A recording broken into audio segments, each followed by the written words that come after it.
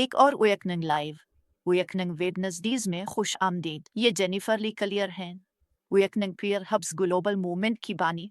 और आज हम बात करेंगे कि आप अपनी शफात दुआ में शैतानी मुदाखलत को कैसे पहचान सकते हैं। तो आइए शामिल हो जाएं। शुरू करने से पहले मैं आपको याद दिलाना चाहती हूँ कि मैं दुनिया की कौमों में वॉचमैन, नबवी शफात और अहिया पसंद दुआ के मुजाहिदीन तैयार कर रही हूँ। हमसे बाज़ाब्ता तौर पर मिलकर हमारे गहरे तरबियती प्रोग्राम, कम्युनिटी कोचिंग और बहुत कुछ से फ़ायदा उठाएं। काम पर जाएं और इस तहरीक का हिस्सा बने। आज हम दोबारा तालीम देंगे और मैं अपने इंटरसिसर्स डिविजनल के कुछ मवाद की वजाहत करूंगी। और अगर आपके पास इसकी कॉपी नहीं है तो आप उसे मेरी वेबसाइट एयोग पर, अमेज़ोन पर, जहाँ भी ऑनलाइन किताबें दस्तयाब हों, हासिल कर सकते हैं। मैं एक आयत पढ़ना चाहती हूँ और दुआ करना चाहती हूँ क्योंकि आज ये वाकई आपकी आंखें खोल देगी। मैं यकूब 1:6 पढ़ना चाहती हूँ, लेकिन वो ईमान से मांगे बगैर किसी शक के, क्योंकि जो शक करता है वो समंदर की लहर की मानिंद है जिसे हुआ उधर इधर अलिफा चलत है।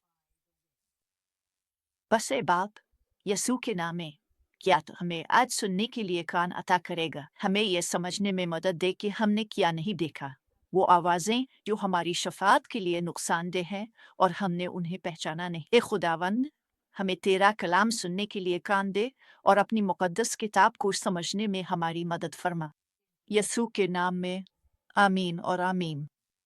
आइए फ़ौरन इसमें दाखिल होते हैं। यहाँ शफात करने वाले के बहुत से दुश्मनों में से एक दुश्मन है। मैं इसे वाज़े तौर पर बयान करने जा रही हूँ और आप सोच सकते हैं कि ये ज़र है। खैर, वो भी एक जायज़ दुश्मन होगा। आप सोच सकते हैं कि ये कोई रुकावट डालने वाली रूह है। खैर, वो भी एक जायज़ दुश्मन होगा। लेकिन आज मैं जिस चीज़ की तरफ तवज्जो दिलाना चाहती हूँ वो शक है। शक शफात करने वाले के बहुत से दुश्मनों में से एक है, एक जानलेवा दुश्मन है। शक इतना बारीक हो सकता है कि आप फौरन उसे पहचान नहीं पाते। ये आप ही की आवाज़ जैसा महसूस हो सकता है। ये आपके जहन में घूमने वाला एक माकूल सवाल भी लग सकता है। लेकिन अगर आप शक की आवाज़ को नहीं पहचानते, जो आपके दिल से भी आ सकती है, लेकिन ये किसी शैतानी रूह से भी आ सकती है। आप जानते हैं, डेरिक प्रिंस ने कहा था कि जिन्नात वो मखलूक हैं जिनके जिस्म नहीं होते, और जिन्नात की भी एक आवाज़ होती है। शक की रूह की भी एक आवाज़ होती है। और अगर आप उन चीज़ों पर यकीन नहीं रखते तो माज़रत चाहता हूँ, लेकिन यह हकीकत है। दुश्मन हकीकत में मौजूद है। इसके पास शैतानी ताकतों का एक गिरोह है जो इसके मकासद के लिए काम करता है, और बहुत से जिन्नात आपकी रूह पर शक के अल्फाज फेंकते हैं ताकि आपको ईमान से दूर कर सकें। कई साल पहले मैंने एक किताब लिखी थी, doubtless faith that overcomes the world, और मैं सद रोथ के शो पर गया था जहाँ उन्होंने फेथ मैग्नाफाइड रख दिया था। और उस किताब को लिखते हुए रूह अल कुद्स ने मुझे एक गहरा इंकिशाफ दिया। इसमें कहा, शक बे-एतिकादी का दरवाज़ा है और यसू बे-एतिकादी में काम नहीं कर सकते। वो ईमान के दायरे में काम करते हैं, ना शक में, ना खौफ में, ना फिक्र में, ना परेशानी में, ना बे-एतिकादी में। तो जहाँ शक है, अब बे-एतिकादी के बहुत करीब हैं। तो आइए शक की तारीफ देखते हैं। शक का मतलब है किसी चीज़ के बारे में गैर यकीनी होना, ये मानना कि कोई चीज़ शायद सच ना हो या इसका होना मुमकिन ना हो। हम खुदा के कलाम पर शक नहीं कर सकते। हमारी दुआ की बुनियाद खुदा का कलाम है। ईमान वहीं से शुरू होता है जहाँ खुदा की मर्जी मालूम हो जाती है। तो अगर हम किसी चीज़ को इसकी मर्जी समझने में शक करें, तो हम ईमान के साथ दुआ नहीं कर सकते कि इस वादे को हकीकत में ले आए।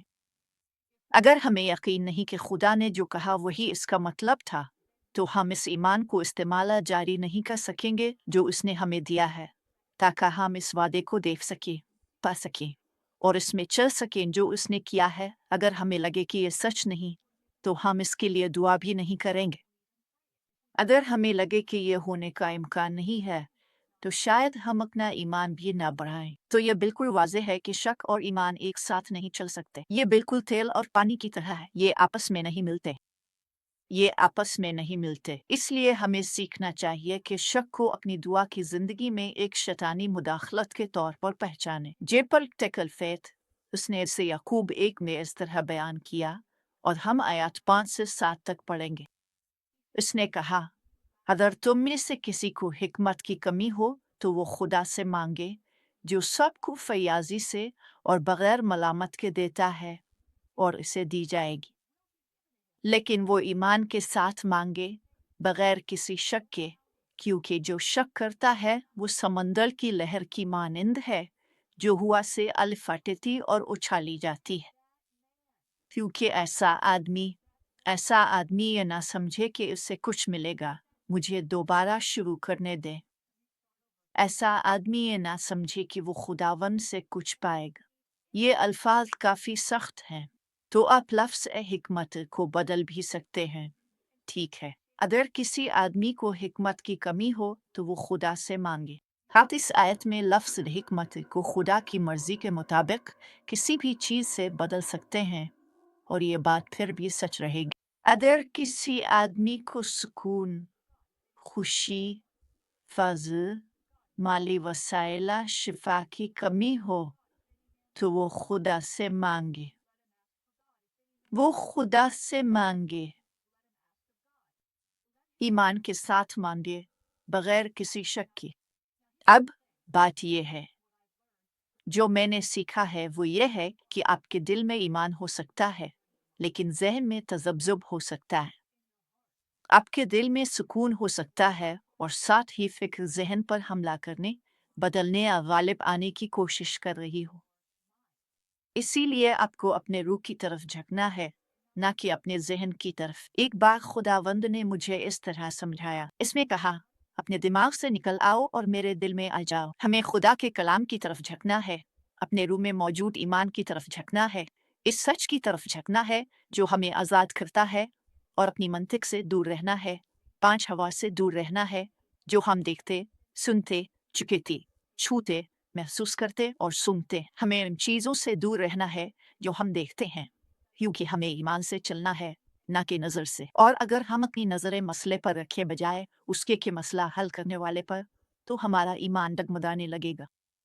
लेकिन जब हम यसू की तरफ देखते हैं, जो हमारे ईमान का बानी और मुकम्मल करने वाला है, शकत की शफात दुआ की ज़िंदगी में शैतानी मुदाखलत के दरवाजे को खोल देता है। सादा अल्फाज में, जब आपका दिल शक से भरा हो तो आपको दुआ का जवाब नहीं मिलेगा। शक आपके जहन पर हमला आवर हो सकता है, लेकिन आपको इसे अपने दिल में दाखिल नहीं होने देना चाहिए। जब शक की आवाज़ें आपसे बात करें तो आपको उनका जवाब देना होगा, खुदा के कलाम को उनके सामने बोलना होगा। तो अगर आप खुदा के कलाम को नहीं जानते तो आप नुकसान में हैं, क्योंकि आपको ये मालूम नहीं कि सच क्या है। आप खुदा की आवाज़ को, आप दुश्मन की आवाज़ को खुदा की आवाज़ समझ सकते हैं, और उसके बरक्स भी हो सकता है। और इसलिए शक एक जानलेवा फरेब है। तो आप अपने दिल में उसे कैसे पहचानते हैं? अगर आपको यकीन नहीं कि खुदा वो करेगा जो उसने कहा है, शायद वो किसी और के लिए करे लेकिन आपके लिए नहीं करेगा। आपको यकीन नहीं कि वो आपके लिए करेगा, तो यही शक है। खुदा आपसे कभी झूठ नहीं बोलेगा। वो सब कुछ कर सकता है सिवाय नाकाम होने के। वो आपको कभी धोखा नहीं देगा। वो आपको कभी भटकने के लिए नहीं छोड़ेगा, ना ही गुमराह करेगा। तो अगर आप किसी मामले पर दुआ करने में हिचकिचाते हैं, तो हो सकता है इसकी वजह शक हो। अगर आप एक लम्हे यकीन रखते हैं, लेकिन अगले ही लम्हे अपने जहन में वापस आकर खुद ही इस मसले को समझने और हल करने की कोशिश करते हैं, तो ये इस बात की वाज़ेह अलामत है कि शक आप पर असरअंदाज हो रहा है।